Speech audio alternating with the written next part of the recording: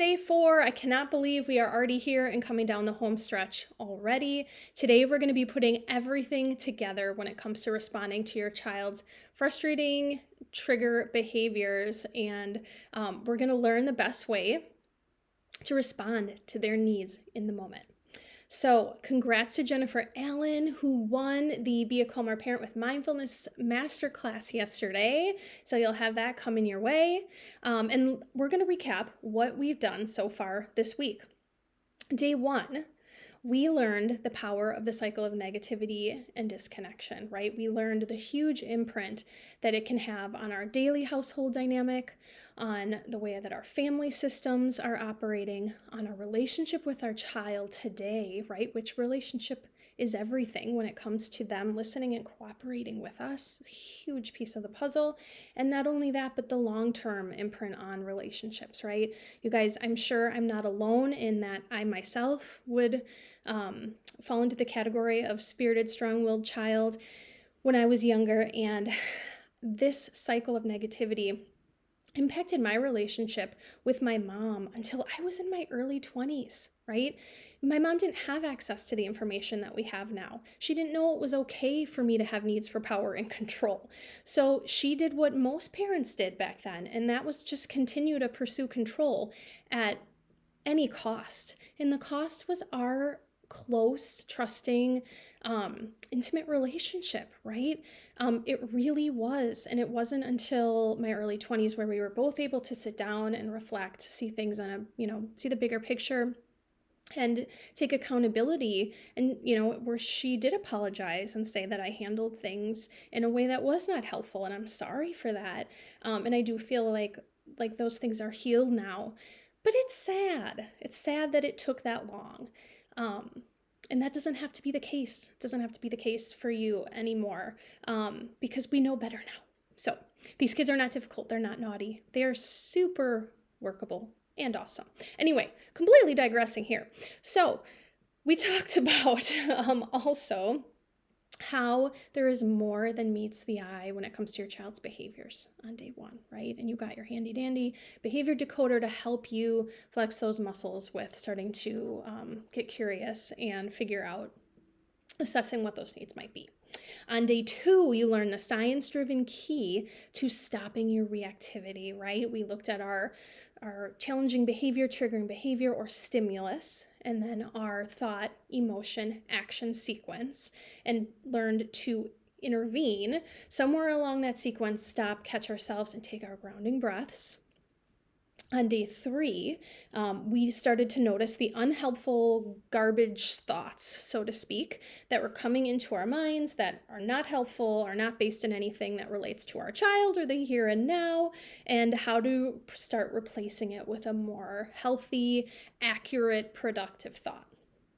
So today, we're going to continue on intervening in the cycle and steering in this path of confidence and connection by practicing meeting your child's needs in the moment, which is the cherry on top of all of your efforts this week.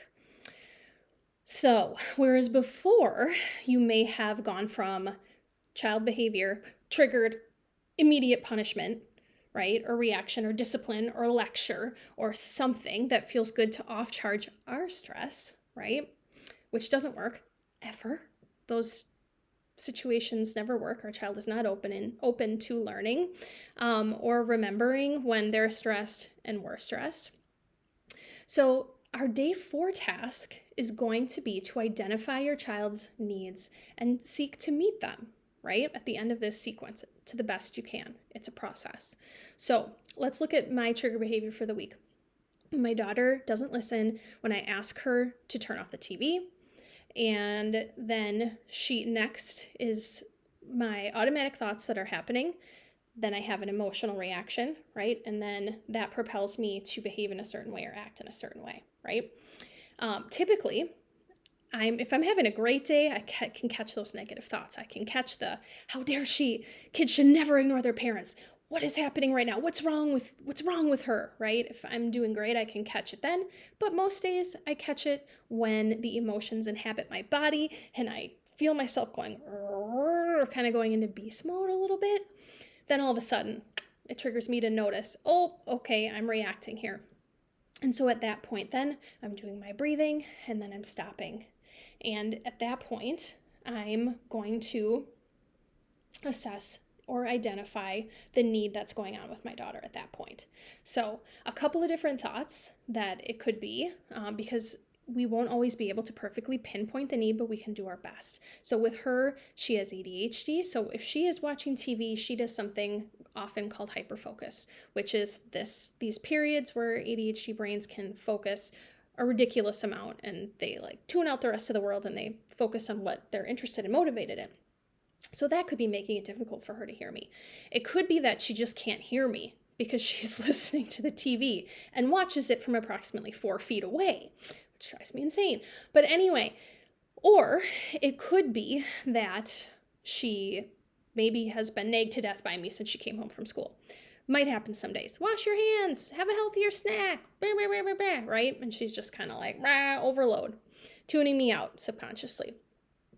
So at this point, you may or may not want to, I've assessed the needs in my head. I may or may not want to say them out loud. Sometimes you don't need to. Sometimes you can just step in and meet the need and you don't have to make this weird verbal statement about it. Other times it's helpful, especially with younger kids, to say it out loud. So in this case, I could say to her, since she's focusing on TV, I could say, I hear that you're not responding to me. I wonder if we should turn down the TV, right?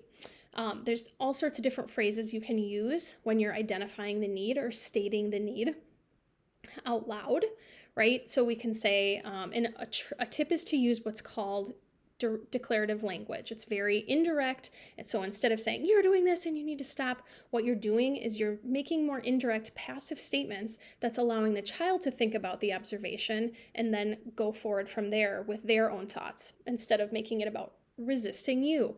So declarative statements, a really good way to practice with them is by using sensory words. So that might be using things that you can see, that you can hear, that you can touch. So hence my example of, I hear that you're not responding to me. So I'm not saying you're ignoring me and that's disrespectful. I'm simply pointing out what's happening. Another one is, I see that you're really upset and you need me to help you be safe, right? The need at that point might be a boundary or a limit, a physical boundary or a limit. Maybe your child is has a need for validation or empathy, and you might need to say, I see your tower fell down and you're feeling really upset and sad. Okay, so you're going to use different phrases if you need to say it out loud. And we're not going to focus a lot on what comes after assessing the needs today. I know I'm giving you some ideas of how you can respond. We're not going to get into that too much today because we're simply focusing on you practicing identifying the needs. So that is what we're going to do for today. And there's actually a streamlined acronym in Confident Connected method called BUILD. So I've taken what we've learned this week from there. It goes more in depth, and it's essentially, it's called a path to build positive discipline. So when you're reacting in moments and we don't want to discipline punitively and ineffectively, we want to discipline in a positive way. So B stands for breathe, U is understand, I is for identify, L is for listen, and D is for discuss. And then each of those things are delved into in detail, and we go into all of those things and how to do them. So you got a really awesome sneak peek into some of those things this week. So tomorrow, I'm going to be putting together a 30-minute-ish short workshop on how all of this comes together, on the enormous impact that it will start to have on your family dynamic if done consistently. And I'm going to share what other 3 ingredients are necessary in the formula of starting a new life with your strong-willed child, a life that is full of confidence for you as a parent and connection with your child, and what life can hold when all of a sudden you feel equipped to support and help and discipline the child that you have that you probably weren't expecting. So I'll also give you a peek inside the Confident Connected Method program so you can kind of see what that's all about and decide if you want to continue on with your progress this week and continue working with me and join the program. And I'll have, of course, fun, exciting things too. I have, like I mentioned, a surprise announcement tomorrow about my course, something I've never done before. And also we're going to have a grand prize winner tomorrow. So somebody from everybody that's been entering, feedback and Facebook group, YouTube page, are all going to be entered randomly for a drawing to be able to go into my shop and pick out 3 of my video masterclasses that you're going to win. So it's pretty awesome. I think they're $35 a piece. So really awesome grand prize. So I hope to see you guys tomorrow for day 5, and we're going to wrap everything up and have some fun. And it's honestly been amazing working with you all. And I really want you to remember that you're amazing parents. If you're here, you're doing a good job. All right. Great job. Go out and assess those needs. We'll see you tomorrow.